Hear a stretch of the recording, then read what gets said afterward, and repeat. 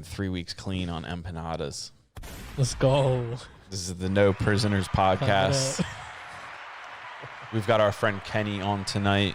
Hey. What's going on? What's going on? But before we introduce Kenny and his many talents, we need to talk about 86 West, the beautiful establishment that is currently the home of the No Prisoners podcast. Think of it as like a stadium, like the Sixers play. Yeah. You know what I'm saying? Like, well, this is our stadium. Mm-hmm. So what better way to have your Valentine's, I don't even know what I'm saying. Come here for Valentine's Day. That's what I'm trying to say. Well, I blanked out there. That's not my fault. I haven't eaten empanadas in like 3 weeks. I'm running on fumes. Yeah. Stupid. But what I got to say about this place is that all of the food is excellent.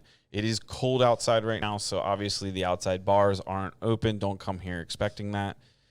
Don't be ridiculous. The inside bars are so nice. It doesn't even matter. Their staff is amazing. The food is amazing. 86 West for Valentine's Day.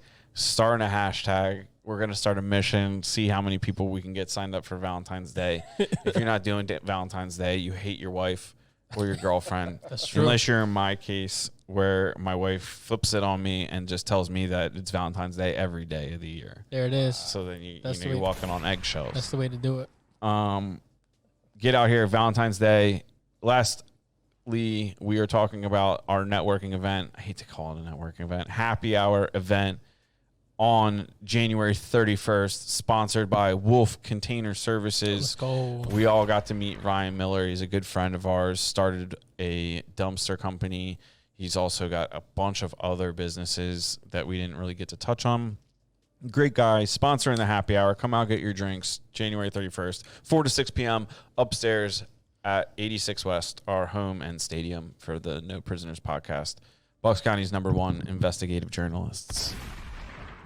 Now back to Kenny. Now back to Kenny. Dude, Kenny, what is your last name? Restrepo. Restrepo. Yeah. I knew that. You did. How'd you know that? Because Restrepo, there was a documentary done on a marine named Restrepo, I think. There was an Outlook post of an Army medic who was the first to die in that Outlook post, so they named it after him. Yeah. And I was famous for like 6 months after that came out. They're like, dude, were you on it? I'm like, no, fuck, I'm still alive. Yeah. I remember last time we met that came up. I was like, dude, I know your last name. Yeah. So I apologize. No, it's all and good. usually I ask that before we start recording, and luckily nobody listens to this and doesn't think I'm an idiot now. We were vibing. Yeah, it's fine. So we know you as a tattoo artist. You're located in New Hope, correct? Yes, I am. I'm right outside of the main strip in Logan Square, and right next to the giant supermarket, and right down the block from Peddler's Village a little bit. Okay. Yeah. How long have you been in New Hope? November was a year. So I officially hit a year in my private studio in November, and it's been quite the journey out here. It was nice. Yeah. When you say private studio, like people can't just like walk in off the street. So I am appointment based. I do have people kind of walk in, and there's a sign that says, knock before entering, because I could be doing like a private session where either I or the client's not wearing any pants. So I might need to, so I lock the door. But, sometimes things get stressful and like you need a breeze. Yeah. You know what I mean? Like it just, something that gets hot, gets muggy. No, but I wear like a big leather apron, so I look like a leather face. Okay. So nobody could tell anyway. So that's true. They start calling him Kenny the Butcher. Kenny the Butcher. He just answers the door with a cleaver. Yeah. Oh, man. That could definitely go wrong in the tattoo industry. Butcher, huh? Oh, yeah, butcher and tattoos. Yeah. But no, I ran me and my wife ran a tattoo shop in Brooklyn for 11 years with dozens of artists over the years. Like we at one time had 11, total, and then guest artists from all over the world, from all over the country. And it's been a great ride. And then I was ready to just kind of go on my own and have my private studio. My clients, thankfully, are faithful, loyal guys. They follow me from all over. I have people visit from out of New York usually. but I've also had people fly in from other states like Florida, California, Nevada, all over, just to kind of like, you know, keep the momentum going, which I really am grateful, because it is nice to have loyal clients and friends, because, you know, after a while you become friends with the people you tattoo, you know. Mm-hmm. So you must have like some momentum behind you if you've got that kind of reach. How long have you been tattooing? I've been tattooing now 15 years. Oh, okay. Yeah. Damn. Been doing it for a while. I mean, yeah. It's so like you're well established at that point. I feel like I am. I mean, sometimes you kind of, you know, like think maybe I'm not. You know, maybe I really suck, because you're your own worst critic when it comes to art, I guess. And as far as business goes, like, yeah, I feel like I'm a very social guy. Like, as much as I hate networking, I know it's a necessity.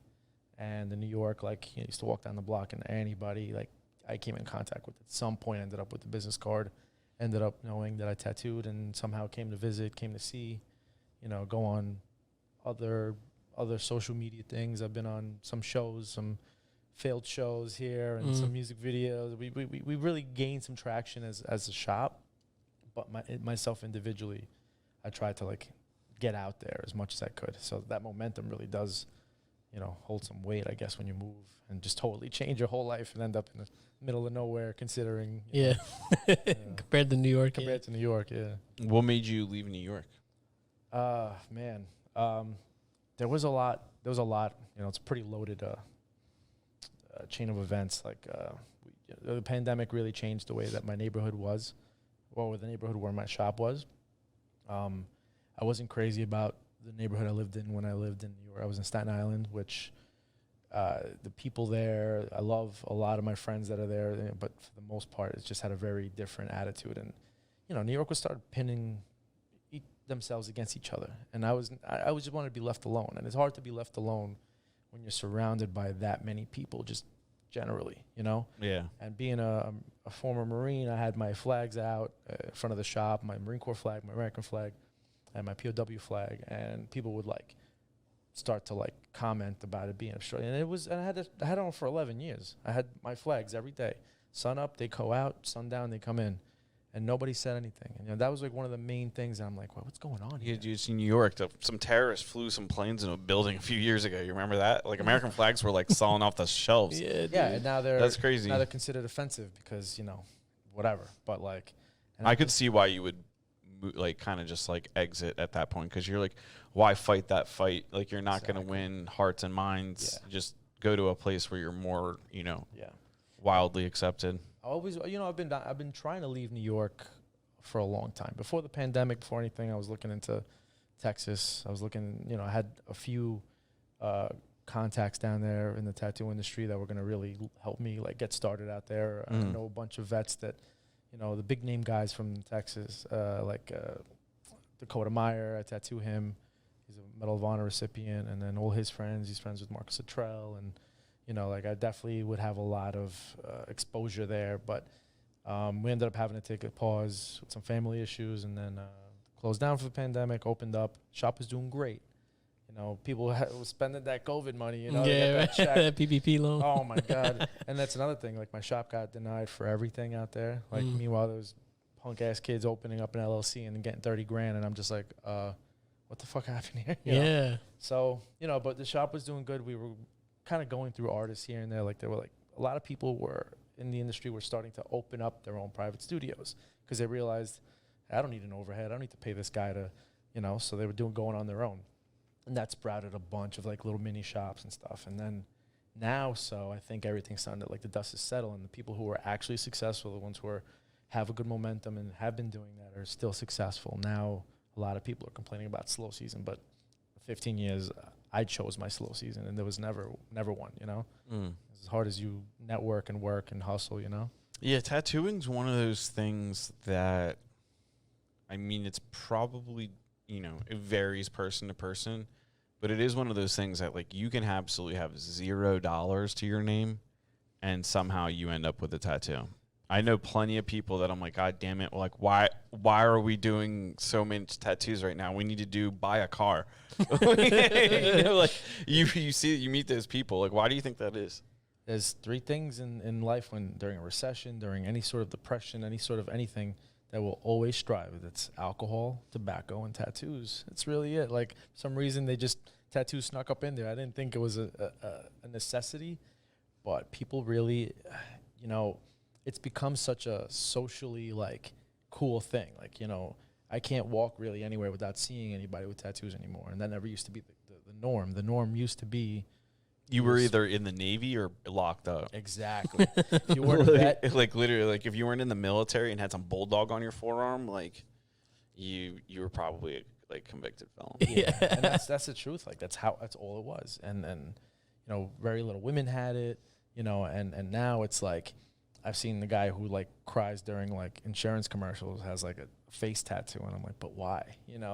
Oh yeah, that dude does have a face tattoo. I saw that commercial watching football. I was like, why the fuck does this guy like? And it's I was kind of confused by that. But when people realize, and then, I mean, with that, it's the art itself expanded and evolved.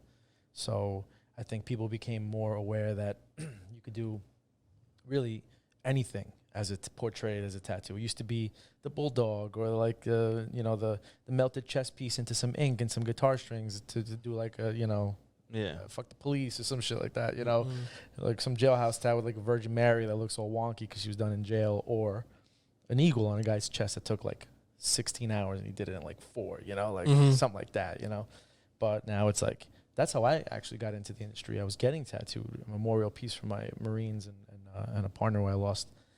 And I saw this guy doing a tattoo in like a weird style that I'd never seen, and it wasn't like off of a flash page.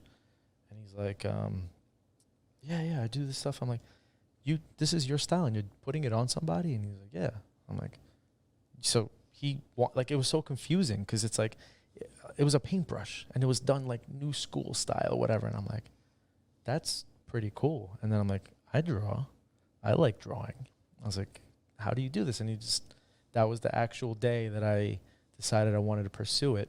And the guy who was tattooing me accepted me as an apprentice, and that's literally how it happened. I hit the ground running and started drawing, tracing, whatever, and then on the side started developing my style, developing photorealistic stuff, trying to do portraiture and stuff. And then I was like, oh, let me try this. Like after like 9 months of tattooing, trying some photorealistic thing. Kurt Cobain, never forget, first portrait on my girlfriend's brother's friend.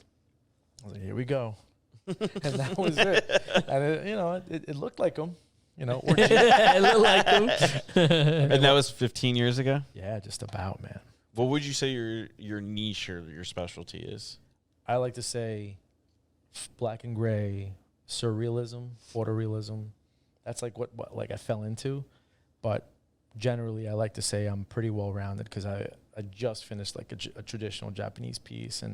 And even though I usually would say I don't want to do it, I'll do like a little fine line piece here and there for like new clients because I am new in town, and I'm not going to say no to somebody who wants to get like a simple tattoo, so. Dude, I know someone that gets tons of simple tattoos. Oh, yeah. Anna. yeah, Anna does get some really cool. They're nice. Yeah. Her Gunner does too.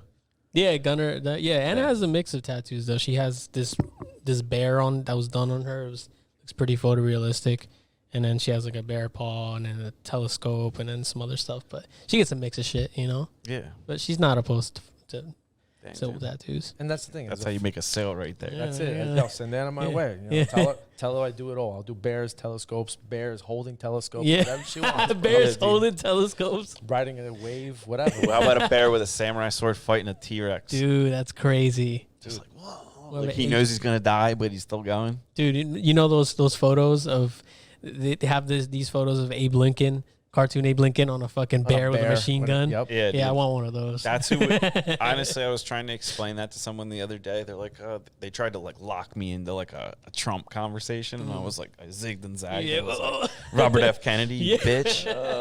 And then they were just like, I was like, damn, the president we need is. I was like trying to explain this shirt. I was like, it's Abe Lincoln on the back of a bear with machine guns, and this girl was like, that's not who we need. And we're like, you got to see it. You got to see to believe it, dude. If you see that, then you know that's what you need. Yeah. That's the epitome of America. That shirt is everything you All need. you need is like a hot girl in the back and then crushing like a beer that's made in America, and that's it. Yeah. Yeah, I saw a couple other ones. I saw one with like, I forget who it was, but they were holding the Constitution with like a.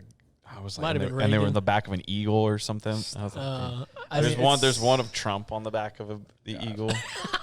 That's, I mean, they're so amazingly ridiculous. Yeah. I mean, that's all it is. Those things are funny as shit. You know, everybody has their version of America. You know, good for you. That's why you're free to feel that your president is Abe on a bear. You know? Yeah. Some people's presidents might be a bear on Abe. You know Yeah, what I'm saying? there you go. Hey, bingada bangada, hit us with a thing. Yeah, man. So, that's, Is there anything you won't tattoo or any body parts you won't tattoo, or like, will you, if somebody comes in and they ask for something like a gang symbol or something, will you be like, no? oh yeah. You check credentials? Yeah, I got to make sure they're affiliated with the gang before I approve. Yeah. No, but I mean, you know what? In New York, like I've said no to a lot of things, and now as an established artist, on a more serious note, I do say no to projects that I'm not interested in. You know, Yeah. And as a courtesy to them, because like, look, if I'm not going to put my 100% into it, I don't want to do a disservice to you. But coming up, bro, I've tattooed like some pretty like crazy things, you know, because it's like you're hustling. I'm not going to say no to anything when I'm starting out. Like I've done, you know, you name it, you know, body parts, you name it. I literally like, and Nothing's off the table. nothing was off the table. I mean, now if somebody wants it, there's got to be a reason for it. Like if you're like, yeah, I want my butthole with the, you know, I'm like, well, what part of this butthole is going to be a part of a bigger piece? Because then I understand the reason for it. But if you just want me to like aim here, I'd be like, yo, go to a street shop for that, bro. Yeah. You know? Or I'm going to charge you a handling fee and what I normally charge. Yeah. So, you know, Maybe get like a guy on one knee with a bazooka. Like, would you do that? you know what? If somebody was willing to pay good money for that, like, just like, If it's tastefully done, I probably wouldn't say no. I'm not yeah, gonna lie. just like in retro, like pinup style, just like a guy with like a, I mean, listen, this sounds like you're trying to pitch me an idea that you want. I got you, bro. I'm already tattooed, dude. In that spot. See, that's how you pivot right there. Yeah, I like that. I already got it. That's mine. That's my idea already. Yeah, dude, I got a samurai stabbing an apple. I couldn't hold a straight face. I couldn't hold a straight face. I'm literally picturing that, like you drop trow, because you seem like the type of guy that drops trow fully when you're using a urinal. So that when you, Dude, You're that kindergarten you guy. know me, dude. so when you go pick up, I happen to be washing my hands and I catch the reflection where you bend over to pick up your pants, and I Yeah. see a samurai holding an apple. Yeah. Yeah, I actually dropped wide. Drop wide, dude. It's halfway. Who's gonna take it further? That's Well, because you know you don't want the pants to touch the ground because that's gross. well, yeah, it's that's like true. Urinal. That's true. It's really to get to the air dryer. Oh, Yeah, smart man. You don't shake off, you air dry off. Nah, fuck Yeah, toilet I paper, kinda fuck just- shaking. I kind of do a cartwheel over to the thing. Holy shit, Yeah, dude. yeah. Ass is in the air. That's Yeah. crossing a dangerous road. Right That's crazy. You could slip. Yeah. What if your balls just hit somebody? Like, Yeah, dude. come on, bro. That's a fight in a bathroom. People keep their distance when the situation's going down. Yeah, someone I That's would one of have the my reasons phone why out. you do it. It's like you want to keep people like 6 feet. Just drop your pants. Yeah, I spent a lot of time in the airport the last few days, so like I always picture that. Like, there's like 16 urinals, and I'm just like, what if I get like next to there's only one guy there. I'm just gonna get right next to him, see how uncomfortable I can make him. That's actually my goal in a lot of times when I visit a urinal, Yeah, just because why not? You know. that's funny as You're shit. fucking terrorist. There's lists for that. YOLO, bro. Oh shit, no fly list. Because speaking of YOLO and Brooklyn, did you see that synagogue or the Hasidic Jews that were tunneling underneath the houses next to them or whatever? Yes. What is that like? Do you think that's like, is that like a big a deal as people think it is? No, everything in the news. The ground's now- solid around that part. You could tunnel. Everything's a big deal now because it's on the news. You know what I mean? Like, Yeah. you know, that's actually a good point. Like the synagogues, like even during the holidays, like I was a cop in the city, so I had to like sit outside of synagogue. during Yeah, the that's why I'm holidays. asking you, because did you see those cops in the video? Yeah. They were nervous as shit. They were in a room severely outnumbered, just being like, what are the fucking tunnels about?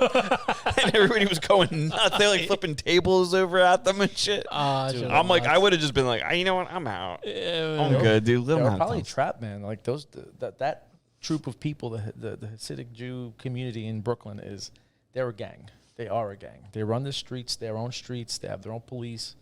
You know, they control like the city, man. Like they do. Like as a cop, I've arrested a Jew for some, I won't say, and he was released like he did nothing. And I couldn't even say no. Somebody walked in. There was a precinct that was nicknamed Fort Surrender in Brooklyn because one guy got arrested. He was, I guess, a well-named guy, and it was for I won't say what it is, but it rhymes with prostitution. And Yeah. but then Mazel tov. Prostitution. So it, like, all of a sudden, Hasidic Jews come out of everywhere and swarm, because that's the neighborhood that it was. The precinct was originated in Borough Park, which is that they swarmed the jail, like in the windows, through the doors, everywhere. They came out like out of garbage cans, like Oscar the Grouch. Bro, it was Holy insane. shit. And the police could do nothing. Like they called for like a mobilization. You had air, you had horse. It was insane. But they came in just to protest this guy being in jail for a legit reason.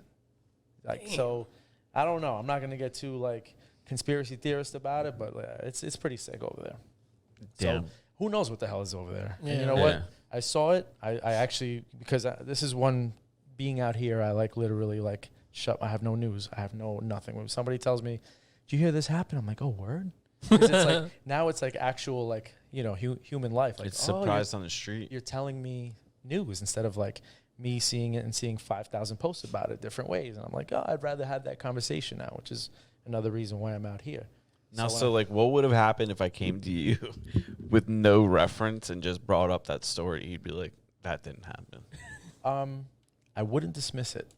Yeah. It's New York. It's New York, bro. Like, Yeah. there was like a Chinese guy living underneath the Manhattan Bridge, like in the bridge itself. For 3 years. How long you said? Like 3 years. Holy He boarded shit. it up. They went in there. It was in the bridge. Like, insulated it? Yeah, insulated, had a fridge, had whatever. Like, he was like, somehow he wired electricity in there. He was living in the bridge, rent free. What the fuck? You know what? And most hipsters would pay like $4,000 Yeah. for a apartment that size. They not wrong. prime. He's got ocean view. Yeah, Ocean view, Yeah. close to transportation. Yeah. You know what I mean? Like, you know, nice sound, like when you're trying to go to sleep. I would imagine. Yeah, it's just like a little melody, Oh just my God. like Sound tired, machine. just Insane, a little bro. buzz. There's nothing. I mean, again, Human beings are resourceful beings. That's why when sometimes people are like super helpless, I'm just like, don't you know there's a Chinaman living under the bridge here? For 3 Yo, years. level up, dude. Well, you're complaining pity. about these bills, like, dude, go no pity. Yeah, no. get that oceanfront condo underneath the bridge. I feel sorry for very little people. You're right, man. It's just there's no excuses for. Dude, and his bathroom just goes right out into the water. He's got plumbing. It's Dude. basically it's a lid on the actual wood. I'm sure. Yeah, Just probably. open up and sit. Just go straight out. Yeah, Wherever that's it so lands, true, it dude. Yeah, lands. what if he was like balling on a budget and you had to sit flat with your legs out in front of you? What if there was 3 holes? 1 for the booty and 2 for the legs. You could dangle them while you Yo, sit. Yeah. dangling shit. Yeah, but what happens if you like you shit on the back of your legs? What if the wind takes it? Like Oh, you spread them. you are outside. I guess you pick and choose when to do that. This guy, It's a luxury. I'm sure. Wait a minute. I'm sure this guy manufactured a way to stop that. I mean, this guy could figure out how to live in a bridge. I'm sure he could figure out toiletry. Now for that's a guy toilets. we got to get on the podcast. Yeah, man. I'll look for him. Look for him, please. Yeah. I'll look on their. Get that name. I'll look on their bridges. We have to bring a translator in, and like the whole podcast is just like us talking to the translator, him talking to him, and then him talking back to the translator. It's just like a 4-hour-long podcast. We get 3 questions in. Unless one of you guys knows Chinese. I mean, what you could learn is Rosetta Yeah, Stone. we could learn. I stay speaking Mandarin. Do you? Mm-hmm. What is that? Ni hao? No, Ni that's- hao ma, yeah. Ni hao ma, yeah. That's not legit. It's not legit. No, it sounded legit. I mean, It sounded I legit. did live in New York, and I do know how to say hello. There you go. That's about it. Maybe, Dang. That's all you Happy need New to Year. know. Yeah. So back to like body parts and things like that. Like, yeah. have you ever tattooed like a dragon? on someone's cock? No, but I did tattoo a. That's not the first time I've asked a tattoo artist that either. So that's No, like a is it? go-to question. Oh, okay. I didn't Yeah. do a dragon on a cock, but I did a milkshake on a gooch. Whoa. Milkshake and a gooch. Yeah, That's a real Interesting. sensitive area. How many minutes in so I can beep that? We're 25 minutes in. All right. Oh, That's a very sensitive area. Is taint better? No, I was more so saying cock. Yeah. Oh, I was Only 25 minutes taking it. Yeah, what's the timestamp? 25, See, 23. it's weird because like I hear cock and it doesn't sound like a curse to me. Oh no, okay. it's not. The algorithm gooch. thinks it is. So we gotta. Gooch is that flies under there. AI, it's not on the gooch yet. Oh wow! AI's not on the gooch yet. You know what you should do? You should get AI tattooed on your When gooch. when you repeat it back to me, now I now realize how ridiculous that Yeah, sounds. Yeah, it's a dumb thing to say. AI is not on the gooch. That's I a mean, sensitive area. If I was to get an AI implant, that would probably be my gooch. Your So, gooch? Yeah, I mean, why would I want it on my head? I got so much good artwork on it. I mean, let's unpack that. Like,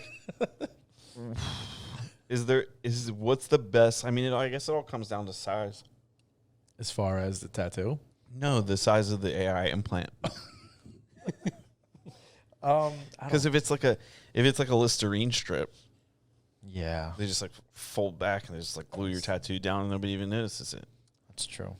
But if, like- I'm anti all that anyway. I don't know if I'd want that radiation around my nether region. I don't want any of that in anything. I'm a big Sarah Connor like fan as to where I had a total over here in New York. We don't have these, what do they call them, janitor robot things in the supermarkets, and I had a total Sarah Connor moment. Like walking, I was getting gluten-free chicken strips for my wife because she's gluten intolerant, and I'm like on the phone with her. I'm like, babe, what's your eyelids on? All of a sudden, in slow motion, these googly eyes moving around, looking at me, and I like stopped in my tracks and like almost fell back, and I'm like, babe. She goes, you saw the robot, didn't you? Yeah, dude, Just the like first that. time I saw that, we were mortal enemies. Yeah. What are they for? I think they detect if there's like debris in the aisles. So nothing. But They do nothing. they They don't- stand it's like, down. oh, here's a spill. Get the guy in the back who has a, They is intimidate. struggling. They intimidate vets, and they do nothing. Yeah. I looked that googly motherfucker in the eyes. Old.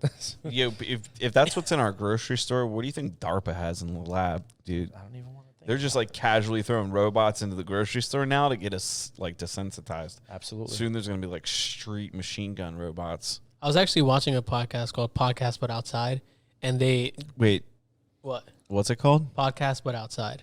Okay, Yeah, it's two comedians and they just fuck with people. and they're outside. Yeah, well, Okay. they don't fuck with people, but random people stop by and they ask them questions. Yeah, I And threw this- you off a thing here. This dude walked by with a fucking a little robot that follows him, and you could put stuff in it. It's kind of, I don't know what they call it, a Lazy. cargo. I call it lazy. It's called lazy. Yeah, Use a bag, mother. yeah, dude. Fucking follows him. Dude, one of my like goals in life is like someday when I'm a father, and like, have you ever like gone to the beach with like the kids and you just like gotta lug everything down? I want like a tracked vehicle to like lug my beach chairs down, but like small enough that it's cool, but like big enough that people are like, holy shit, dude, that Dude, guy's got a when you be- Caterpillar tractor thing. When you become a dad and you actually see that there is stuff like that available, you will love life because there's like these off-road wagons. It's not, it's not like a track, like a tank, which definitely would be badass, but it's a total waste of money. Gas guzzler, you don't want that. Gas guzzler. Mine's solar. Solar. Dude, just solar tank. charges while we're at the beach all day. Yeah, dude. Yeah. Yeah.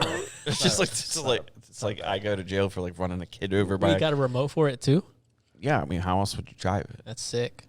That you mount it or What- something. Mount I it, thought you'd get on it and Yeah. steer it. like drive on this thing. Yeah. yeah. But What's if you the got point? remote control, it's not a No, bad just like idea. I want to be able to like pilot it. Okay. That'd be way too big for me to sit on it with the beach equipment. Yeah, that's why I was I'd be greedy thinking. because then somebody else is gonna be like, "I'm gonna sit on it too." Yeah, you gotta have a big car to lug No. it around. You could be like for the chairs and like the equipment and toys and stuff only. So yeah, bags work too. Another thing. Yeah. Bag. Just carry it on your It's carry a backpack. bag, bro. That's what dads do. They carry stuff. Yeah. I have an 8-year-old. She's actually carried her throughout the whole airport because we got late. We got home late, Yeah. holding this little 60-pound kid with my bag and this, and it's just like, You got people taking the escalator. I'm like, you know what? I'm taking the stairs. Just trying to flex on 'em. Beef. Yeah. You gotta flex. You gotta be an alpha dad. If you're gonna be a dad, you gotta be an alpha dad. You know, stand really close to people in the urinals. You know? I just picture some lady just like turning and like looking at her husband and be like, I told you to get on the testosterone. Yep. Bill, when are you gonna get on the sauce? Get on that sauce. Yeah, TRT it up. Yeah, I mean, I wish this is natural. Unfortunately, Just natural sauce. It's just natural sauce. God dang. I mean, maybe I could contribute. Maybe I could donate. I don't know. Like, how does that work? Do you like just evacuate it into a cup and just somebody drink it? How does that work? Yeah. Well, you could like give off some of your flavor. Yeah. Just like have somebody less fortunate embrace the energy. You know what I mean? Like, we got to figure that out. I feel like they're in this day and age with the level of like coaching professionals and like specialists and stuff, you could definitely slide into that market. Like an IV, like a whole new thing. Honestly, if you could get to Lord Rogan and convince him, the whole world is in ice baths right now. That's true because of Joe Rogan. And if you say otherwise, you're lying. You haven't traced it back to Rogan. Yeah, some guy saw it and then put it on social media. And then I thought it was Marky Mark. Mark honestly. Wahlberg. Mark Wahlberg. Yeah, I thought it was him. Wow. Yeah, he's a pretty big deal too. Yeah, kind of. The ice bath company that they all have, they had like a limited number of ice baths. They made like 10 ice baths, and then they literally drove around the country in a U-Haul truck, giving them to like Rogan. Of course. Who's that? Like the one doctor guy they're all obsessed with. Got one, and like then everybody saw on Instagram these people getting into the ice baths, and that company became like, it was like first year it did like, I'm misspeaking right now, but generally speaking, like first year it did like $100,000 in revenue. Second year it did like $300,000 in revenue. Third year it did like $10 million in revenue, and then it was like straight up to the sky from there. Damn. So literally like boom, boom, boom, boom. Each year was just like jump, jump, jump, jump. Damn. Yeah, I know a lot of my friends that have like the ghetto ice baths. It's like a big garbage bag. On like lined on top of like some kind of like those horse tubs or like barrel or an or actual something. barrel or something. Yeah. Just put ice in it. It's like, all right, cool. I mean, it works, I guess. Yeah, fuck it, gets the job done. You know what I'm saying? Stand outside now. Yeah, right. Pour some water on. Yeah, just go outside. Yeah. I've never done an ice bath, but I hear a lot of good things about it. I used to do the polar bear plunge in Coney Island. For New Year. That guy who's the guy that makes the videos about Coney Island? What guy? The one who goes Bing Bong? Bing Bong. Bing Bong, that guy? You ever seen that? Oh God. Side Talk. I think Side Talk made that guy famous. I'm very again, social media for me has become like my mortal enemy. Like even coming out here, I got rid of my originals, like Instagram, which I had like 30,000 followers or something, and people are like, what are you doing? You're committing suicide. I'm like, I'm gonna prove you wrong. I got rid of it, and now I had like my little page just to have a portfolio. So I only follow like my family. Like when people, then again, it's news. Like, you hear about that Bing Bong guy? I'm like, no, show me, because I like that interaction. Like, I'll let you use the social media and show me. Yeah. But also like it's hard to escape it because no matter where you go, like somebody knows somebody who did this, who did that. I had like that a Barstool Sports guy that does the pizza. Mm-hmm. My pizzeria, the one across from my shop, got like a 9.4 or like Lucatelli's. Luigi's. Oh, Luigi's. So. And it's like this guy has been in business for 50 plus years and always had a full like line. And it's like this shop that's like the size of like this table. It's so small. He was on Big Daddy, like he was like in the background. And now all of a sudden these hipsters are coming in asking for like, can I get a medium pizza? And he's like, what the fuck do you want? A regular slice or not? That's it. Like, but now there's a line out the door, and I'm like, it's a triangle. That's what you want. Yeah. Like, well, how big can I get like? They'll start measuring. Like, can I get an 18-inch pie? And he's like, what? Like, like all of a sudden, because I mean, yeah, obviously he's got a lot more business, but at the same time, he has to deal with like these people that he never had Instagram, and now he's got like more followers than I ever. I would literally just like every time somebody asked me a question, I'd be like 1850, and then just give them whatever we gave them. Just every time somebody says 1850, just like everybody just gets one pie. The same fucking social media pie. The running joke is like you just try and order something and you just be like, nope. This is what you get, like the soup Nazi. Yeah, Seinfeld. The soup Nazi. $39. I mean, he can honestly charge that now because he's like forever the pizza guy in that area. Dang, that's sick. Yeah, and I mean that's like one of the last things left in that neighborhood that I left that is still Brooklyn, because you know he was born and raised out there and all that stuff. Now everything's so foreign. I don't even know what you know, like the neighborhood is like. I haven't been there since I left. Like I have not gone back at all. Really? Yeah, man. Were you born and raised in New York? Yeah, I was born in Brooklyn.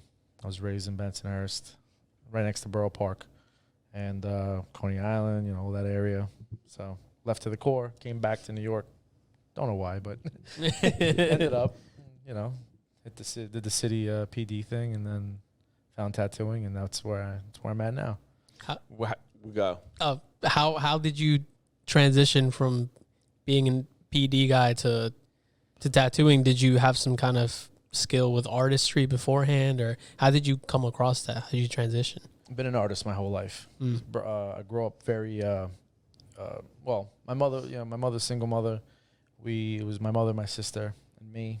You know, we didn't have a lot of money, so my gifts and my toys was really paper and pen. She worked for an artist. He would give her all the stuff, like all the materials or any supplies that he didn't want, and I would have a lot of hand-me-down artwork stuff. And she would always inspire me, always. Like I was always drawing. I was inspired a lot by comics. She would give me a sketch pad, and by the end of the week, it was all full, you know. And so, growing up, it always followed me. It was a way to cope. I drew when I was in Iraq. I drew when I was on the job, and I would have to sit in the TS, which is like answering phones. I would always draw to kind of help time pass and stuff. So that was like a natural progression, and I would drew like even when I saw that, I'm like, oh well, you can make money living, you know, make money with something you like to do, and semi good at it. Why not? You know, that was a transition. Just kind of like show it in my portfolio. Essentially, the artist that taught me, he goes, oh, your stuff is good. I'm like, thank you. Now what can I do? And they're like, here, trace this. You trace them for months. Like all the making stencils basically off the dying flash pieces that were used to be like, oh, let me get F-13, and you got like a Lionel Richie Jesus or like or a blue koi fish or you know all that stuff, and you're like, you know, and the next thing you know, I was there so much, I stenciled out like 13 pages, and that's like a lot because every page has like 20 pieces, you know, some whatever. So yeah, and it just kept developing, and now it also inspired a lot of other mediums that I now do, you know, in addition to tattooing. So it's kind of cool. Well, what other mediums are those? I'm actually a big, you know, comic book nerd, so I started making my own costumes, going to Comic-Con. New York City Comic-Con was big. And I actually ended up, me and my wife, we both love dressing up. We we would take turns picking, like, this year you pick, next year I pick. One year she picked, she wanted to be Catwoman, like the Batman Returns Catwoman, Michelle Pfeiffer. And, you know, my girl's got a Michael Keaton Batman. Yeah. And my girl's got a great body, so she looked amazing in it. And I was like, all right, I guess I'll be Batman. And I made, like, a tactical Batman. Like, what if Batman really need to actually kick some ass, he wouldn't wear spandex because you get your ass kicked and you get a wedgie or something. You know? Doesn't matter what you have in your utility belt. So I wore, like, armor-looking stuff. I 3D printed, like, a cool-looking helmet. And then I went on, you know, and kind of made it all tactical, matte black and stuff. So it attracted a lot of attention. It wasn't, like, off of a comic book. It wasn't whatever. And it attracted the attention of this organization called the Humble Heroes of FDNY. What they do is they dress up as superheroes for, like, kids in hospitals, cancer camps, special needs schools, all over the country. And they started just New York City. So a friend of a friend saw my stuff, told them, they're like, oh, let's talk. I got invited to go on one of the visits, which was a grief camp. These kids ended up losing somebody, like a close friend or family member, whatever. So they would do like a sleepover at the JCC. And we came out and put on a show, but the person who ran it was late because he just got an Iron Man costume that he bought for like thousands of dollars, and they had to figure out how to put it on because it just came with no instructions. It was handmade, you know. But he's stuck in it. Yeah, right. Dude, they got dressed. It took them like 45 minutes to get dressed, and then they had to go to the place, and they couldn't sit. Damn. So they took a minivan, and he'd just lay face down like with blanket. You know? So imagine Iron Man, this high-tech guy. They're can't just like sit, hauling him out of the car like a coffin. Is he dead? holding him like a piece of furniture. Yeah, so it was basically up to me and a couple of volunteers that were a little more introverted. They were not usually the guys who start talking to kids. So me and my brother-in-law, who's Gaspar Andazzo, he's a great comedian now. I made him a Robin costume because I'm like, dude, you want to do this with me? And he goes, yeah. And I made a Robin costume with him. So it was like Batman and Robin and Superman and Quiet Captain America. And we were like talking with the kids about like trivia, whatever. We really like made an impact, and it felt really good. And the kids loved us, and we usually give them toys at the end. And the last second is we were like, what do we do now? Because I've never done this before. And walks in Iron Man with the face shield moving on, lights everywhere, and like the whole room goes crazy. I was like, oh my God, last second. So anyway, some of the volunteers that have been there before, they told them how well me and my brother did. And they're like, dude, you know, like we'd love for you to come and do this again. So I'm like, oh, awesome. And I was like, hey, look, I made this costume. They were really impressed by it. They're like, well, maybe you could help us with other costumes. So, hey, I also made Robin. You know, back then, the first run of these costumes were okay, you know, but I had to learn a little more to do that. And I started making them for them. And then other people were commissioning me to do costumes for them. And I just kind of sprouted into a little second business. Next thing you know, I made a costume for Fabulous, the rapper, for one of his little pictures. Oh, shit. They did like a Wizard of Oz theme, and his wife reached out to me, which I thought was spam because her name is like Emily B. And it's like, all right, this is some girl trying to get me to send her money. And I'm like, oh, 3 million followers. I'm like, who is this? And I looked, and I was like, oh, okay, wait a minute, is this a trick? I wasn't convinced until the very last second. And the next, you know, then I got a PayPal from John Jackson, which is Fabulous' name. I'm like, okay, this is legit. That's So cool. next thing you know, he's on like, he's got silver dunks on or something, and he's all Tin Man'd out. And I was like, oh, and he tagged me, whatever. So that was kind of cool. And that's it, like that. And then got more into just the costuming, like really just expanded so much for me. And going back to tattoos, like gave me like a theme. I love superhero themed stuff. So like a lot of my niche, I wish was superhero on comics, but for now I just turn people into superheroes. You got to speak it into existence. I do, like, and really, like, that's actually like, so every year I would give away like a tattoo. It was like appreciation for a client or whatever, and it would be like something that I want to do. I've done like a lot of comic related stuff. I did myself as the Punisher once. Oh, that's dope. That's dope. Yeah, that was kind of weird because like people actually fought over that. I'm like, you realize this is a portrait of me as the Punisher? Yeah. It's like, yeah. I'm like, you want me on? You want me on you? Yeah. It's free, right? I'm like, shit. Yes, it's free. Yeah, it's free. So, but yeah, so that's kind of cool. Kind of go full circle with that. But now I guess I'm helping my daughter with all her school stuff. Yeah, right. Yeah, she's my little muse. So she's 8, so she's little. I make her costumes for Halloween. It's so easy because she's like half the size, half the work. She's walking around with Baby Groot all over PA, and people were like just, it was actually probably one of my best pieces so far. Damn, that's pretty sick. Yeah, she's a little Baby Groot walking around, and everybody like, I mean, and first off, New York and Doylestown, they do Halloween differently.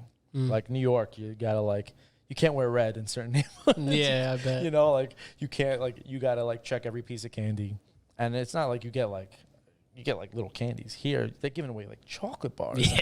And you got stands with like adult drinks. This is insane. Oh yeah, dude. The beer cart. The beer cart. There's like little stands like adults only. Here's like beer. Like actually, it's insane. Yeah. I should have been coming here a long time ago. Yeah, right. But yeah. He would have shut the shop down like right away. Be like, I'm moving to Bucks County. I hear their Halloween's lit. Yeah, for sure, man. How old were you when you joined the service? I was 17 years old. My mother had to sign the paperwork for me. What made you want to join like the Marine Corps? Well, I was a good kid growing up. Got in a little trouble here and there. School was really like, I don't know, I kind of got a little bit sidetracked, and I needed to like change my life around. And I decided, I actually walked in, and it was a career day or like one of these kiosks where there were Marines, and I remembered the uniform. I remember the commercial where the Marine fights a fire-breathing dragon. And He's got a goddamn sword. How cool is that? Right? I'm like, do you get a sword if you join the Marines? Like, yeah.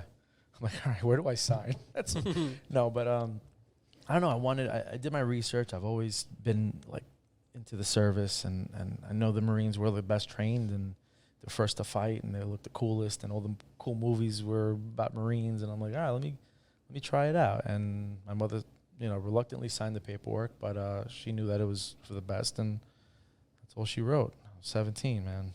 Yeah. How long were you there for? How long were you in the Marines? I did 5.5 active duty years, and then did some reserve time, but that wasn't fun. Yeah, I was back in Brooklyn, and the reservists are so different than active duty because I went to Iraq twice in 03 and 04, and going home, you're active duty, you live, eat, and breathe the Marines, and then when you come home and you get to drill, you have your last few years where you're in active reserves, but you can opt to drill, and there was a local base by me, and they're all like calling each other by their first names. They have like no haircuts, they look like shit. I'm like, I can't do this because it just felt different. But yeah, did 5 active duty years, and I went home on leave to go take the NYPD test. So like I literally kind of like few odds and end jobs in between, and then you literally just moved over to the academy, and then you became a cop. Yeah, that was a whole other.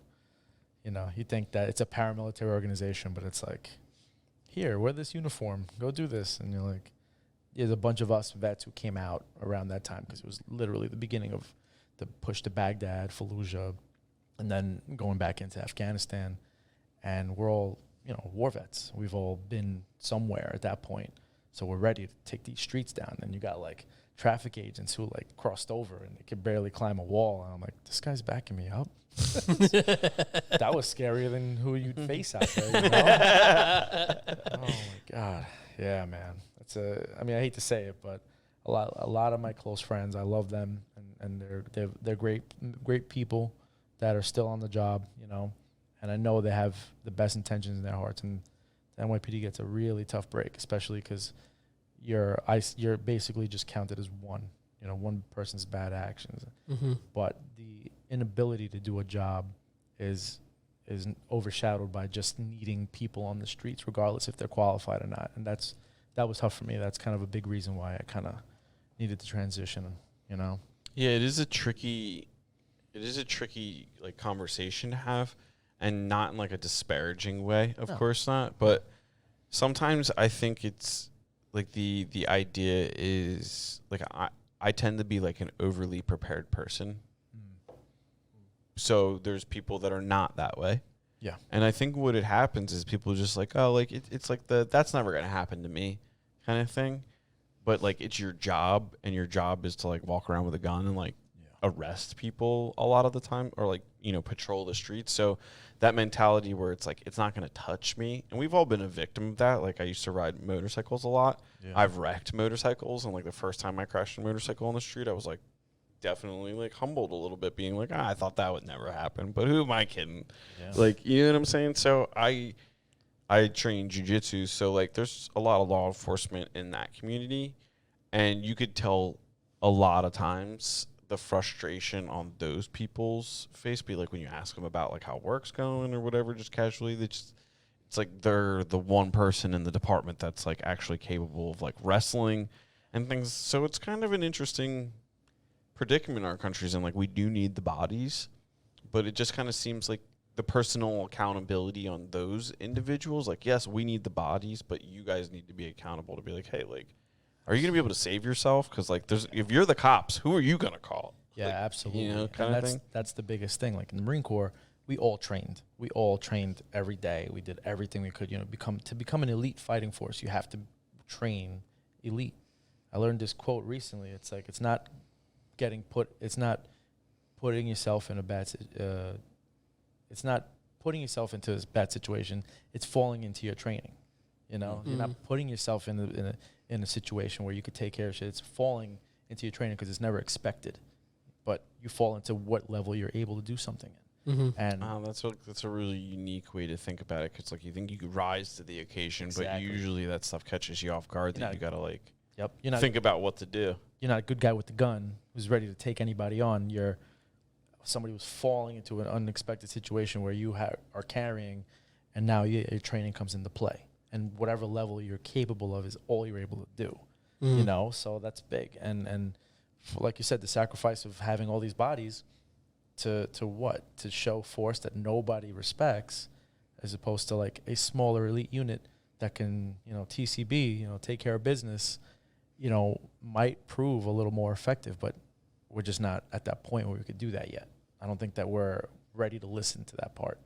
You know, we need to have a lot more stuff happen where the right people, unfortunately, will fall into some sort of victim situation where they know that if this was really the other way, with more better, you know, with more training, better trained people, maybe a smaller elite group, it'd be easier and be like, yeah, maybe we need to change things. But who knows? I think it's like just a reflection. The same thing with like the presidents and the politicians and all that things. It's just merely a reflection of like the greater population. Yes. So when people are very critical of the leadership or like whoever the president is at that one time or, you know, whatever that insert that position of power, it's kind of like, well, like, yeah, but they're just kind of like an amalgamation of like all the shittiness about our culture. Yeah. So I think if people are on the backs of police about being like, you know, more effective or more in shape or something, it's like, well, how in shape are you? Kind of, it's like usually the thing, because a lot of those guys that are saying stuff like that are like, I call them couch infantry. Oh yeah. I mean, it's like, oh yeah, you like like officers in the military. You know what I'm saying? Sorry guys, just kidding. Yeah. It's like you think you're gonna do something, but like, you know, you're kind of spending too much time on the couch. Yeah. I mean, leading by example is a big thing. You know, like that's kind of like the best way.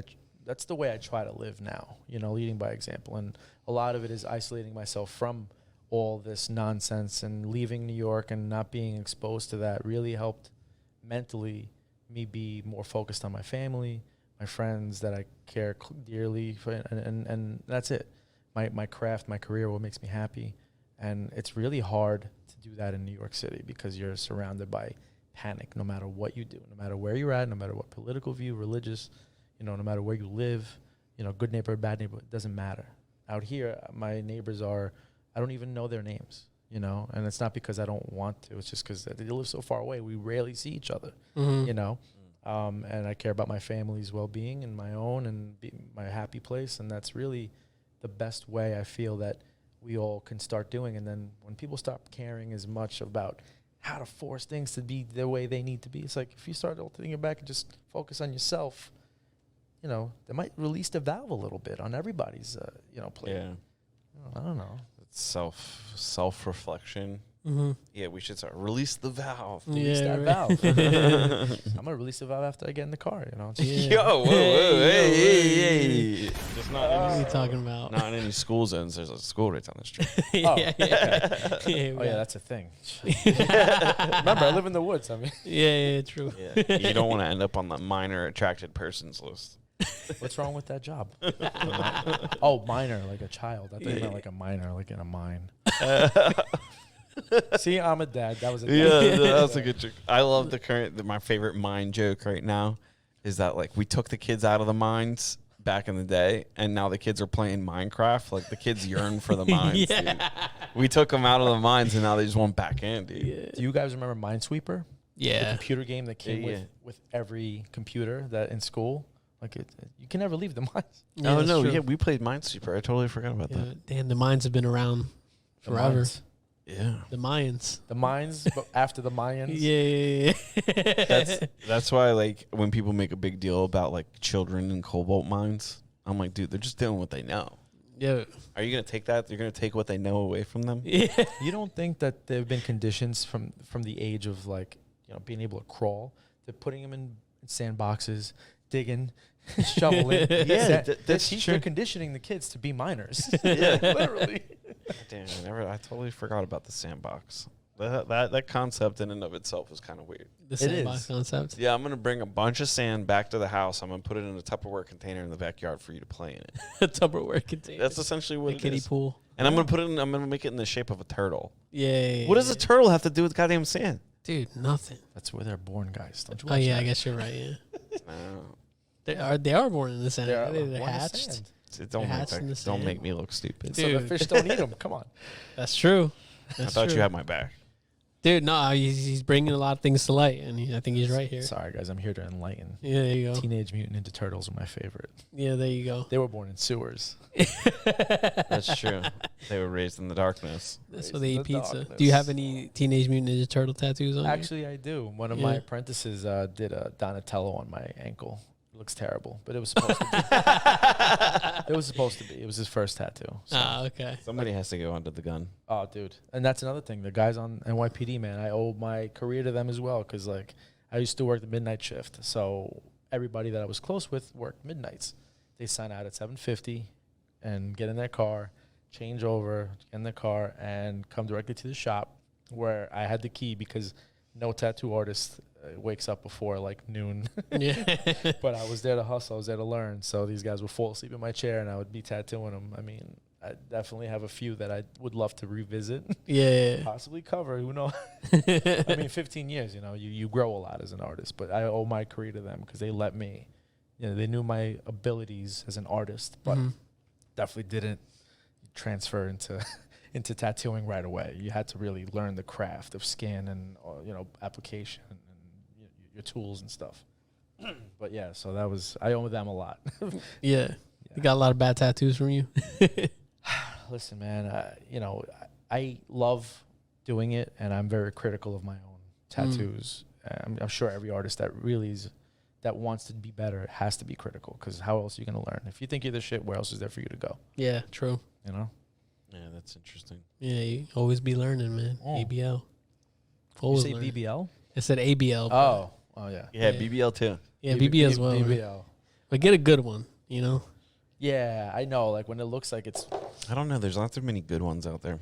I don't know. I see a lot of bad ones. There should be some requirements because if you got. I think the risk reward there is like way not there. Like it's like you're gonna lose more than you're gonna win in that scenario. What are you gonna win? A fat butt. Yeah, but it's not even fat. It just looks like you got stung by bees. Yeah, you're right. You were gonna say something about the skinny legs. Yeah, if they look like ostriches and they got like two like what? This doesn't look right. That's what I'm saying, man. Like, eat a little more so that way it looks more natural. Or Hit a squat rack. Hit a squat rack. The squat rack don't hit back. That's true, bro. You know what I'm saying? No, Have you ever noticed in the gym that girls work out their legs like twice as much as guys, and guys work out their upper body more than girls do? Yeah. You don't go to the gym, so you don't know. I am in the CrossFit community, so I kind of see. I proud myself in seeing women doing pull-ups better than most dudes. That's what's up. Not the kipping ones, but like actual strict stuff. Yeah. I know You said that like the way you said that you were in the CrossFit community. I thought you were going to say that you were an Eagle Scout for some reason. Yeah, I was an Eagle Scout too. You're like, I was an Eagle Scout. Got the badges. Now listen up here. Now listen up. Got the badges tattooed on me. Because I do see that. Like, I mean, I haven't been to like a Globo gym, like a Bally's or Bally's. That's my age. I'm putting my age out there. And I've seen one of those. Planet Fitness. I haven't been in one of those like cable gyms in forever because everything. I like the free weights. I like the ability to, run around and stuff. And you see a lot of, both genders are really trying to pull their weight, and then eventually, and as I am a trainer also, so I love seeing like when girls could like do a pull up in it because it's a big accomplishment. And then there's no chicken legs in there because I agree. There's a lot of dudes that walk around all top heavy, and it's like, dude, what's wrong with you? What happened to your legs? Yeah, what are you scared about? Yeah, what are you scared about? Right? Dude, the common thing, and I've been even guilty of saying this, but it actually happens to me. It's like when your legs get too big and they don't fit in the pants anymore. I have big leg problems, but yeah, you know what though? My wife likes it. That's all I care about. I wear little shorts. That's the solution. I wear military-issued silky shorts that are way too short to be wearing in public, but I wear them anyway. Nice. And I wear them to train every day of my life. So nice. No excuses. Little 8-inch inseam. Oh, dude, 8 inches. That's too long. No, 8 inches is. I think that's about right. I think that's a good size. It's not good unless you see some butt crack. Right. He's just in this Speedo. Yeah, He's dude. literally training in European Speedos. But no, that is another thing Marines are known for, wearing their silkies, and it's like they have a little net inside, so it leaves very little to the imagination. But that's a Marine thing. And when I first started wearing them, people were like, "What are you wearing?" I'm like, I'm semi-retired, man. Leave me alone. Okay. Nobody says anything. I go do my errands in them. It's amazing. Hell yeah. It's liberating, actually. Yeah, I bet.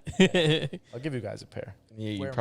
probably look like you should have like a ribbon and like be like jazzercising through the grocery store. You know, I mean, the head tattoos and like the 1,000-yard stare really kind of counter the whole, like, Yeah. you know. But yeah, you're right. Just start wearing pink everywhere. People are like, Yeah, what's I this mean- fucking dude's deal?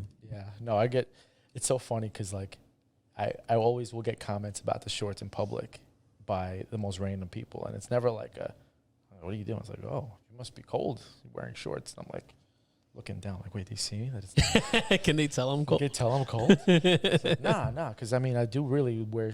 I have to be told to wear pants most of the time, but it is. I love my legs to be liberated, you know, and that's what I mean. You got to embrace your big legs, you know. You never know like when you need to run. You got to be like quick.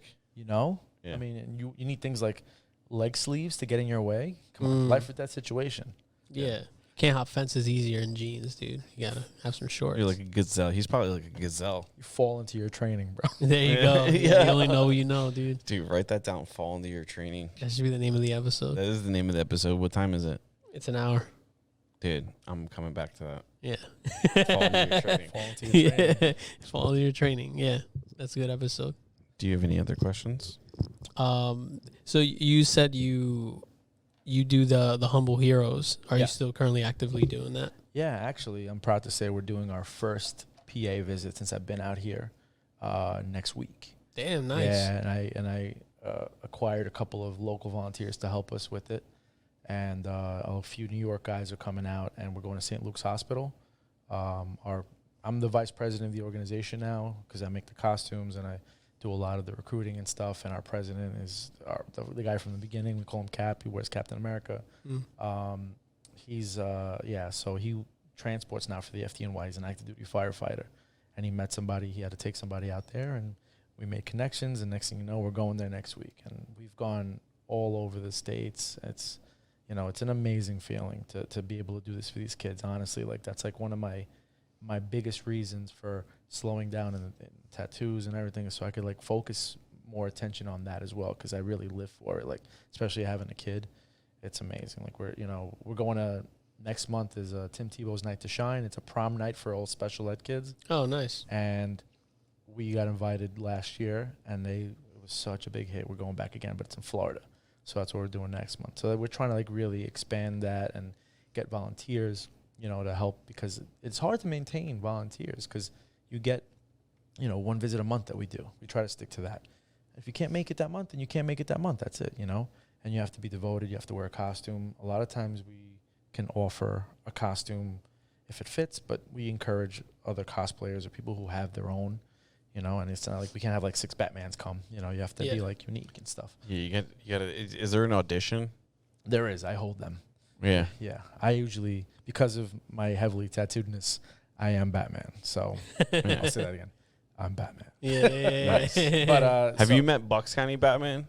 Oh, yeah, I know who he is. You know who he is? Yes, I do. I never met him, but his little memes and whatever. Yeah. Yeah, I never met him personally, but yeah, he's got a pretty impressive costume Does. and impressive OnlyFans. We might got some beef with. Yeah, we have beef. We have beef with Bucks Probably County just a Batman. little bit. I'm not friendly with him. Okay. All right. Yeah, But I'm just saying. Yeah, just if you're outside standing next to Batman, just listen, maybe don't. If Trip we him a cross, little if we cross, if we cross paths, there can't be 2 Batmans at the That's true. in the same room at the same time. So I'll take him out. Nice. Oh, dude. Love it. Without Maybe question. that's the conclusion on the beef. Yeah, dude. We just arranged the meat. Yeah, we brought the We real surprised Batman. that one. Does he Yeah. comment on you guys or something like what? I would love to know about this beef. I think the beef is fairly one-sided. Yeah, it's very one-sided. It's fairly one-sided. It's very one-sided. He was supposed to be on the show a handful of times and bailed last minute, like every time, or like act or like forget that we set up a show, like just like Gotcha. weird big guy stuff. He's famous Batman. Yeah, he's a it's big fine. guy. He's a big guy. He's really big deal in Bucks County. I Yeah, get it's it. fine. Yeah, So so I mean, that's there's cute. 430,000 people in Bucks County, and I think he's One of them. probably number 11 Wow. importance. Yeah, Really? He's very important, Yeah. apparently. I had So And does he even like do we let it go. things? We let it go. Yeah. Nah, that's Listen, fine. We kind of didn't let it go, but For the sake of saying we let it go, we let it go. Get this. There's a new Batman in town. There it is. Oh, we got the dude. real Batman, bro. We have his back. And Yeah, I literally yeah. come from Gotham City. There So you come go, on, there bro. you Dude, go, seriously. You know, Bucks nah, County. This other shit, and he has to preface he's Bucks County Batman. yeah, like That that's means just, it's like being the Santa Claus at the mall versus the real Santa Claus. yeah. It's like everybody knows you're not the real Santa Claus. Yeah, You're Santa, one of his helpers. Yeah, dude, get out of here. Like he's pretty jacked, but I could definitely take him. Yeah, I believe it. Those are show muscles. They yeah, are. that's Yeah. fine. That's show They're- muscles. Hypotrophy. That's cute. Yeah. Hey, dude, Yeah. I want to see him pick up a big rock or something. We'll see what he's got. I want to see him jump over a fence. No hands. No hands. Yeah, dude. I'll do that right now. Yo, On the street. this guy- You know what I'm saying? Like I've jumped over fences, chasing motherfuckers. Yeah. We should. I want to throw gasoline on this situation so bad. Like, what if we could get Batman versus Batman? Like, who is Batman? Hype that up. Have a Batman off. Listen, Yeah, just like you guys have to like run through a playground, and that's the obstacle course. And he just gets hit by a monkey bar and goes down, and then you cross the championship. Dude, we're throwing glass bottles at them. We lit the spotlight off. That's We do it at Kids Castle. Yeah. that would actually be pretty good. I'm familiar with that place. Yeah. I'm learning a lot about this. Yeah, Kids I'm Castle. familiar with that place. He's like, that's where I learn. That's where I stay, That's what my Batman. training is. That's the safest castle in town. Yeah, is it? Don't come there at night. Nah, man. yeah, but- just could you imagine going there, kid, just like going there to like, some high school kids are like going there to like get high or something like that, and just have him running around in a Batman costume, just like Clothesline them. they just get to the top and he just like pulls his fucking cape down. It's like, Fuck. what are you doing? Where are the drugs going? That would Where are the drugs going? In my system? Give me the drugs. who sold you these? Swear to me. Swear to me. Yeah. The store? Yeah, the store. Store, it's legal in Jersey. Yeah, It's just Kratom. just Kratom. It's Kava. There's a lot of openings to be able to hold them out to get them to answer questions. So it's, it works, man. Yeah. You know, Yeah, we'll have a Batman off. that'd be cool. Oh, If he's in, but if he's too big time for us, then Call we it a get home run derby. Yeah, dude, home runs. Dude, yeah, just them dressed as Batman in home runs. That's what we should do, dude. Did you play any sports? Like, we got I played hockey. Okay, yeah, dude, we got this in the bag. I played hockey. We got this in the bag. I'm built Hockey, like Marine, cop, tattoo art. He's got a head tattoo. You got a head Yeah. tattoo. I got a whole head tattoo, and I'm built like a fire hydrant. I say, 'cause, There you go. I'm not the tallest, but I'm definitely very solid, Yeah. and I dispose a lot of water throughout the day. Hell yeah, dude. Can't run into this guy, man. No way. Dude, have you ever heard anybody call it a fire plug?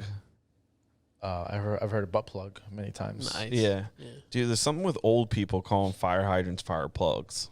We call them Johnny pumps in New York, so like saying fire hydrant was like a struggle. Right now, I was like, wait, fire hydrant, not Johnny pump. Yeah, Johnny pump's the normal, the Johnny vernacular in New York. Johnny Pump. Johnny pump, yeah. Never heard of Don't that. know I'd why. love to hear the story behind that. Yeah, why is that Johnny? Can we get Johnny on the pod? The John, maybe? I think Johnny's been dead a long time ago because it's an old saying. Rip We Johnny. get his Rip Johnny. grandchild. Rip Johnny. Johnny Junior pump. Yeah. Johnny Yeah. It's Johnny just, Pump he's Jr.? just Little Pump Pump. Jr. What if Little Pump? What if Pump. Little Pump the rapper is Johnny Pump's Johnny great Pump's- grandchild? Dude. Then he disgraced Johnny. Yeah, dude. Disgraced him. He did a little bit. Some family lineage there. He's a prince. I mean, Yeah, he is. He's a prince of pumps. Prince of Pump. Yeah, dude. Yeah, no, I guess you guys don't call it a Johnny Pump out here. Nah, fire hydrant for me. Fire hydrant. Yeah. Yeah. Or La Bomba in Spanish or La whatever. Bomba, yeah. Yeah, you know. That's cool. La Bomba. Is that what Yeah. the song is about? No, that's the No. Bamba. Bomba. You want to dance La, La la, Bamba? la, Bomba. No, there's the little fire hydrant. that's La Bamba. But there's this one song called, it goes like, Bomba, un momento sensual, Okay, you bomba, struggled to that. momento muy sexy. Yeah, actually, I know that song. What song is that? Fuck. I don't know, but These- I want you to sing it again. Yeah. We'll just replay it, dude. You can hear it back. Yeah. You can hear it back. It's fine. It's on tape. Just rewind it back 15 seconds. Hit the button now. Yeah, timestamp 108.50. Gary Gilmore Thank you. spitting it Yeah, confidently. bro. I like it. That's that song, man. I don't know if that is referring to a fire hydrant or not, but You might be right. It might be. Maybe it's Little Johnny, Yeah. the Spanish. We'll see everybody that doesn't speak Spanish right now. is just taking your word for it. That's Yeah. fine. You can say anything you want. That's you could true. say it means kitchen table, and they're like, "Oh, well, I know how to say kitchen table." That's Right? true. Bomba. Yeah, you no know? one's gonna Google it. No one's gonna Google it at all. It's true if it's on a podcast. That's true. You know what? You're You right. know that? You know that's facts, right? It's a fact. Yeah, if it's on a podcast, it's 70% of the time, every time. Every time. Mm-hmm. You know, I believe that.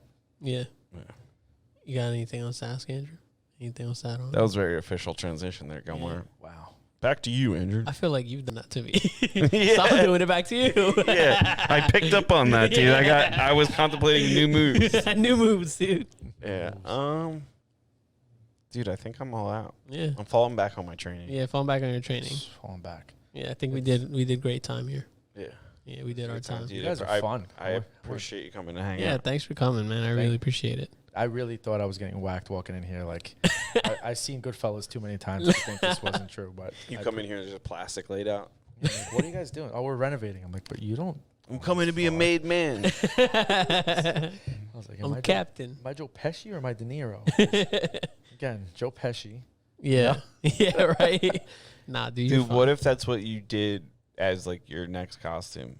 Joe Pesci? Joe Pesci. Just you, Joe Pesci. I was Danny DeVito last year from Matilda. I was Harry Craig. I had the Oh, hat nice. and everything. Oh, and that's probably perfect. yeah. I actually my one of my best friends. That he's a movie Marine. kills, by the way. Sorry. Oh, it's amazing. One of my best friends is 6'8", Marine. He's into bomb squad and NYPD. We were in high school together. We want to go as twins so bad. He could be Schwarzenegger, and I would definitely be Danny DeVito. Yeah.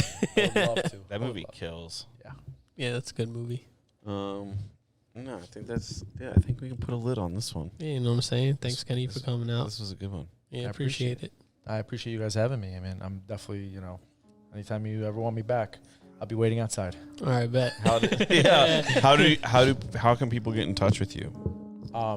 My Instagram, I guess, would be the easiest. Would be Art by K-Bar, and my email, if you have any questions regarding, tattoos and stuff, would be artbykbar@gmail.com.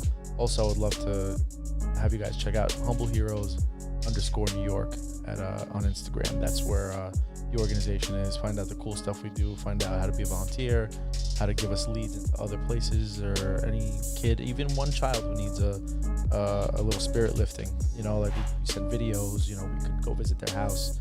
We'll do it all as long as it's a kid who's in need. It's awesome. Yeah, man. That's a good cause. Yeah, for sure. Get behind that. Yeah, totally behind that. Get behind that. Behind it. Justice. Yeah. So, No Prisoners Podcast. We're Bucks County's #1 investigative journalist doing journalism. We have our event January 31st. It's the last Wednesday of the month. We'll see you out there. This was Kenny, Andrew, and Gilmar. Thanks for listening.